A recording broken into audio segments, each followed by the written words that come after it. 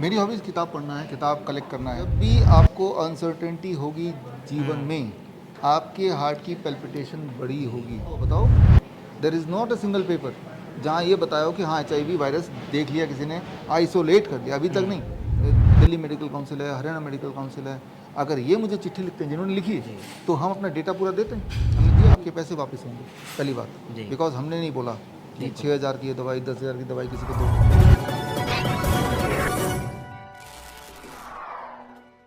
नमस्कार, मैं हूं सुमित आज़ाद और आज का ये डॉक्टर साहब का इंटरव्यू बहुत ज़्यादा महत्वपूर्ण होने वाला है, क्योंकि इस इंटरव्यू में आपके होंगे बहुत ज़्यादा महत्वपूर्ण सवाल और डॉक्टर साहब के होंगे जवाब। तो सबसे पहले डॉक्टर साहब, बहुत बहुत स्वागत है आपका ग्लोबी न्यूज़ में। कैसे हैं सर आप? बढ़िया, फर्स्ट क्लास। जी, तो सबसे पहले एक क्वेश्चन पूछना चाहूँगा मैं अपने से, फिर दर्शकों के कुछ क्वेश्चन हैं मैं जो लिख कर लाया हूँ। जैसा आपने अभी लास्ट टाइम सेमिनार किया, आपने कहा कि जिन लोगों की हॉबीज़ होती हैं वो ज़्यादा स्वस्थ रहते हैं ऐसे लोगों की कंपेयरिंग में जिनकी हॉबीज़ नहीं होती हैं। तो पहले तो खैर इसके पीछे साइंटिफिक क्या फैक्ट है, दूसरा आपकी क्या क्या हॉबीज़ हैं डॉक्टर साहब की? मेरी हॉबीज़ किताब पढ़ना है, किताब कलेक्ट करना है। मैं कहीं भी किसी भी शहर में जाता हूँ, देखता हूँ कि उस शहर का बुक स्टोर कहाँ पे है जी तो किताबों की खुशबू, उसका नयापन, जी उसका डिज़ाइन। किताब ज़रूरी नहीं कि मेडिकल सब्जेक्ट का ही हो, किसी भी सब्जेक्ट का हो, जो दिखने में सुंदर लगे, जिसमें कोई क्रिएटिविटी हो, जी तो वो मेरी हॉबी शुरू से आज भी है। तो हमारे तो घर में जगह बहुत नहीं है, तो डब्बे में किताबें भरी हुई हैं हज़ारों की संख्या में। तो यही एक मेजर हॉबी है मेरी, मुझे लगता है अभी तक तो। जी। तो अच्छा, ये हॉबीज़ से जैसे अभी इसमें आपने बता तो दिया कि हॉबीज़ अगर रखेंगे तो ज़्यादा स्वस्थ रहेंगे। कोई छोटा सा कोई फैक्ट बता सकते हैं साइंटिफिक कि हाँ ये? देखिए, जब इंसान हॉबी में रहता है ना, तो वो अपने आप में गुम रहता है, जी वो हमेशा खुश रहता है, उसकी जो हार्ट बीट है वो नॉर्मलाइज रहती है। जी अनसर्टेनिटी की दुनिया में नहीं रहता, वो सर्टेनिटी की दुनिया में रहता है, क्योंकि वो अपने आप में कंप्लीट है, उसको कुछ चाहिए नहीं, वो मिल चुका है, वो जी उसी में आगे बढ़ रहा है वो। जी जब भी आपको अनसर्टेनिटी होगी जीवन में, आपके हार्ट की पैल्पिटेशन बड़ी होगी। जब आपकी हार्ट की पैल्पिटेशन एब्रप्ट होगा, तो आपका ब्लड सर्कुलेशन वो प्रॉपर होगा ही नहीं, और सारा जो खेल है बीमारियों का, वो ब्लड सर्कुलेशन का ही खेल है। जी जितनी सारी बीमारियों के नाम आप जानते हैं, मान लो कैंसर है, कैंसर क्या होता है? कहीं ज़्यादा ब्लड सर्कुलेशन हो रहा है तो वहाँ ट्यूमर बन रहा है, कहीं ब्लड सर्कुलेशन हो ही नहीं रहा, राइट? जहाँ नहीं हो रहा तो वहाँ पे गैंग्रीन हो रहा है फिर। तो सारा जो खेल है वो ब्लड सर्कुलेशन का है, and that depends on heart का बीट, पैल्पिटेशन ना होना, right? And that depends on कि आप कितना अपने आप में संतुष्ट हैं।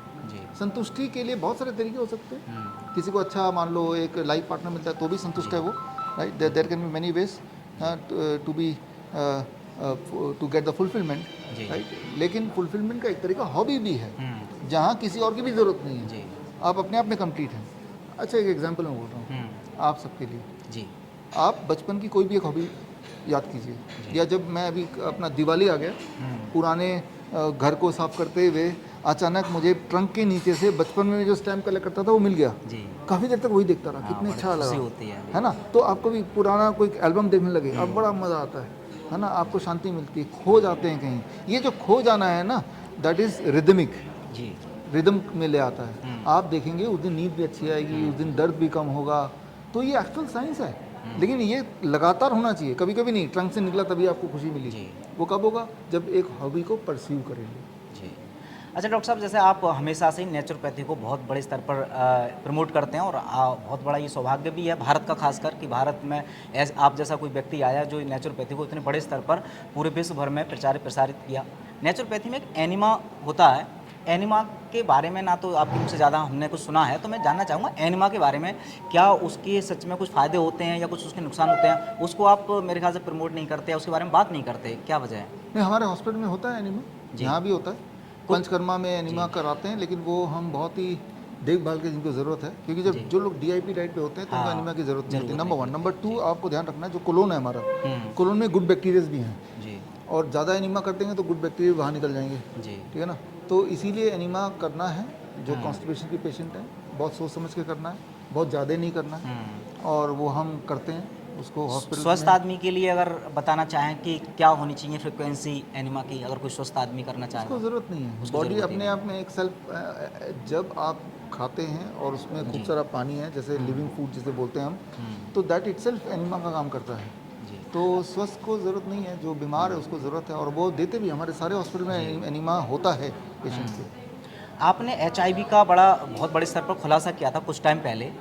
तो अब एचआईवी को लेकर के ना, जैसे अब अखबारों में या जो एलोपैथी है वो तो दावा करती है कि ये सच में एक बीमारी है और स्प्रेड होती है, खासकर सेक्सुअल संबंधों से, या और भी जो उन्होंने बताए थे। आपने कहा ये स्प्रेड नहीं होता है, चाहे तो आप मेरी बॉडी में किसी भी एचआईवी वाले पेशेंट का ब्लड डाल दीजिए। लेकिन अभी हाल में कुछ आयुर्वेद आचार्य हैं, कुछ आयुर्वेदिक डॉक्टर्स वगैरह भी हैं, वो भी इस बात को मानते हैं, जो नेचुरोपैथी आयुर्वेद को भी मानते हैं, लेकिन फिर भी कह रहे हैं कि डॉक्टर साहब ये जो दावा है ये बिल्कुल उनका फेक क्लेम कर रहे हैं।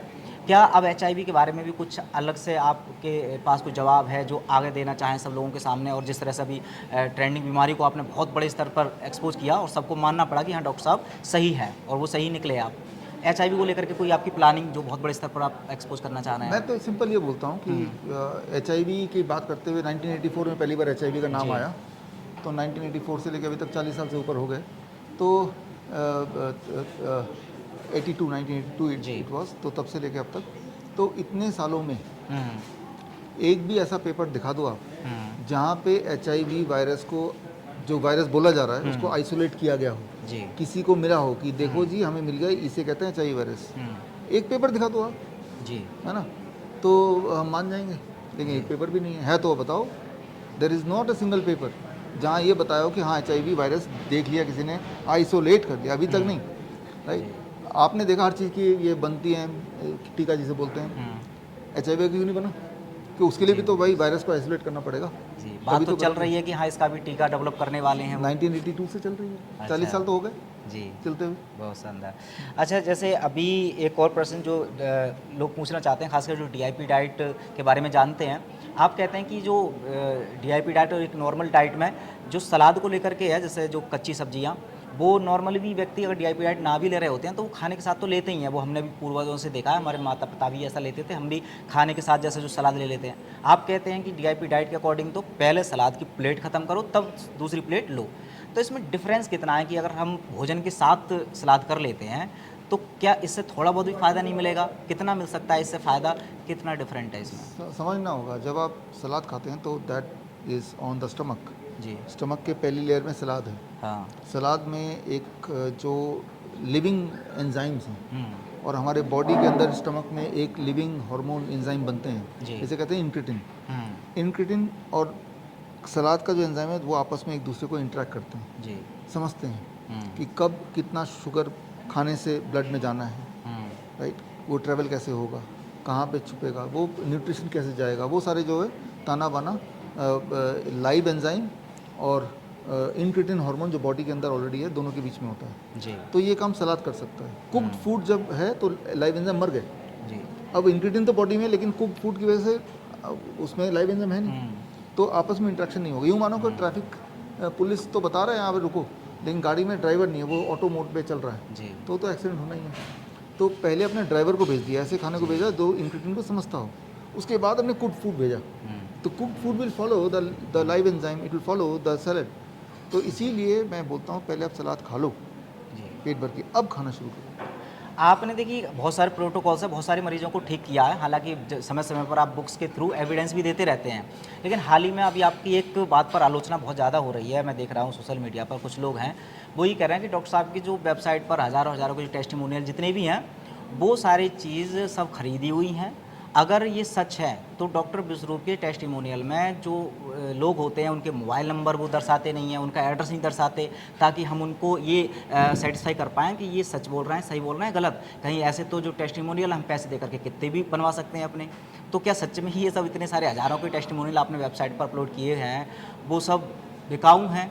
इसमें एक आइडिया है, मैं बताता हूँ। जी। 2-3 आइडिया जी। मैं हमारी जो अभी किताब लॉन्च हुई, हाँ क्योर फॉर ब्लड डिसऑर्डर, जी उसमें हमने बच्चों के फ़ोटो डाले, ठीक है उनका हॉस्पिटल का नाम डाला, ठीक है उनका वो कहाँ रहते हैं वो डाला हमने। ठीक है तो और ज़्यादा बड़े बड़े हॉस्पिटल्स हैं, अपोलो हॉस्पिटल, एम्स, फोर्टिस, इस तरह के हैं, और उन बच्चों के नाम है।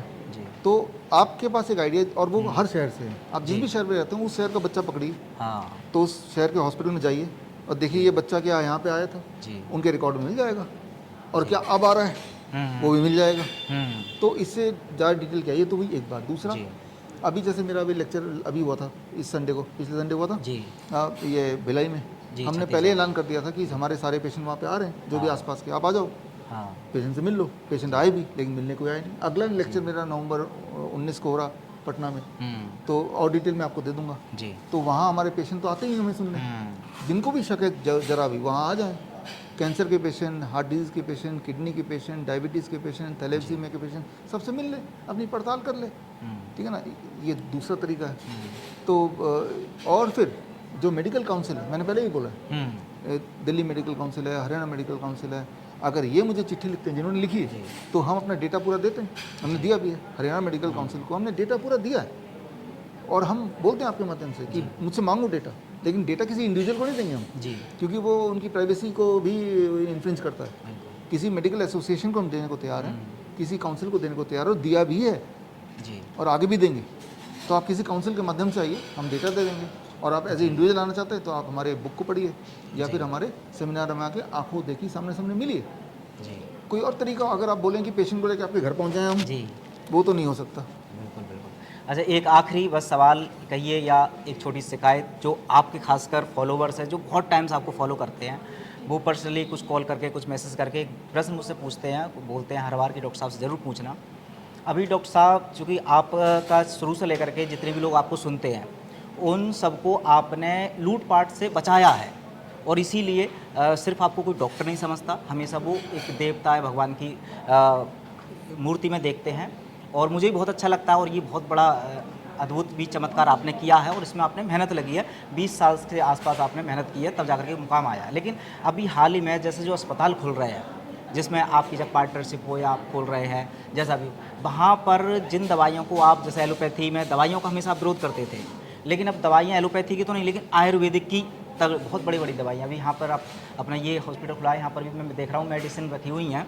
एक यहाँ पर मेडिसिन में नज़र पड़ी, वो होम्योपैथी की हालांकि मेडिसिन है, तो MRP 6,000 रुपये पड़ी हुई है। हो सकता है उसमें लागत लगी हो, मैं इसमें नहीं, बस वो एग्जाम्पल बता रहा हूँ। अब महंगी, मैं उनकी शिकायत है कि वो अगर अस्पतालों में पहुँच रहे हैं तो वहाँ हम जा तो डॉक्टर साहब के नाम से रहे हैं कि वहाँ पर क्या होगा, डाइट होगी, ऐसे प्रोटोकॉल होंगे, सब बिल्कुल नेचुरल, लेकिन उनकी शिकायत है कि वहाँ पर ऐसा कुछ नहीं है, दवाइयाँ ज़्यादा मात्रा में दी जाती हैं और उनकी कीमत बहुत ज़्यादा है।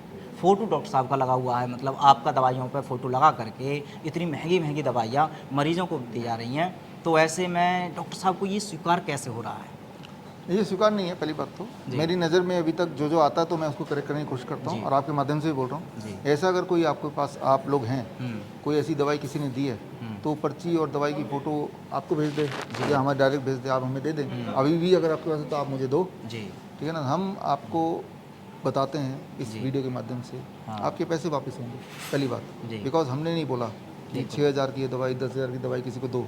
MRP कुछ भी लिखा हो, हॉस्पिटल में जब वो रहेंगे, अगर तो ज़रूरत पड़ी आयुर्वेदिक दवाई की, वो हम देंगे, बट फ्री में देंगे।